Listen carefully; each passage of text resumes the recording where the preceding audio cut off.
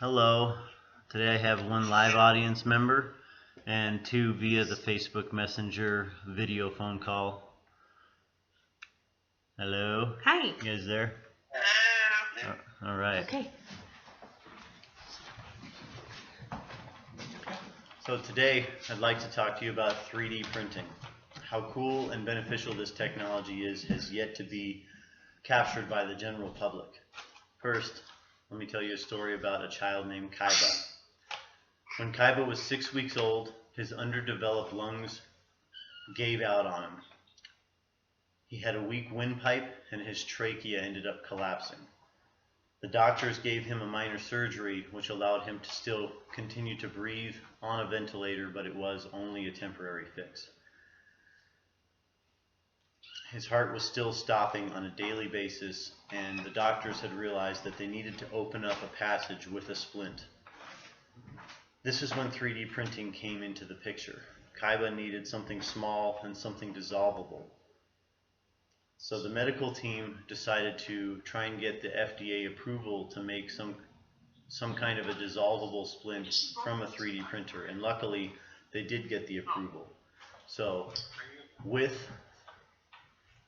computer modeling software, they were able to scan his trachea and match his windpipe with a splint that was perfect for him. They were able to save his life using 3D printing. Very cool. So let me take you back to the beginning. In 1984, a man named Chuck Hull developed a process called stereolithography. This is a process that can be better easily described by comparing it to Play-Doh. If you were to press Play-Doh through various shapes and extrude them into different patterns and designs, you were able to create 3D parts layer by layer. So 3D printing uses UV lasers which solidify photopolymer, which create these extrusions with various materials. So the original design intent for 3D printing was for prototyping. Prototyping was expensive and time consuming, so 3D printing allowed prototyping to become much cheaper and much faster. And 3D printing removed a lot of the difficulties that come with prototyping, such as Kaiba's splint, and removed and just made it much more flawless, much faster, much cheaper, and this saved company millions every year. So 3D printing was here, and this is where it had come from, and there have been a lot of advances in the medical field because of 3D printing. Many people suffer from body ailments, such as athletes with broken or damaged joints and bones, veterans that have missing limbs. 3D printing can help with all of these things. There are replacement knees being made out of titanium, which your body does not reject, and your tissue will actually form a bond around the titanium knee, which makes it even more of a permanent and much less risky procedure.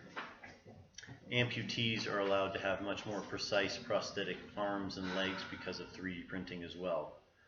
And there are very technical parts of the human body that are being reproduced that can improve senses and even save lives. Bionic ears are being made that are better than even human ears. And there are heart valves that are being made with living tissue. And I'd like to show you just a few seconds of a video clip of a heart valve being printed. A model of the tricuspid valve, the valve that controls blood flow between different parts of the heart. And this particular model has 3 leaflets as part of its structure. And with this model, we can understand new valve designs, the way a valve might work, as well as the cell dynamics of this. So that was a sped up video, but it was basically showing the living tissue being printed out in such a way that the cells could work, and this could be used to replace a heart valve in a human and save their life. The creation of a working and functioning heart is such a wonder, and this shows the limitlessness, shows how limitless the technology truly is. And outside of the medical realm, There are many other very functional purposes that 3D printing has been delving into. One company in China called Winsun is showing the world how they can make even suitable housing from 3D printing. They've already made an 1,100 square meter mansion as well as a 5-story apartment complex with a 3D printer. The applications are endless, and we see new development all the time with 3D printing in areas that we wouldn't have expected.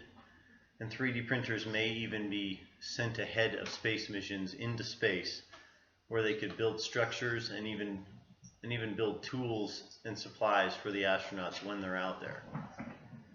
So 3D printing can print you almost anything that you can imagine, and I think soon there will be no limits. Now let's bring the audience back over here one more time. We are here. You guys still there? Yeah. All right. Thank you for watching.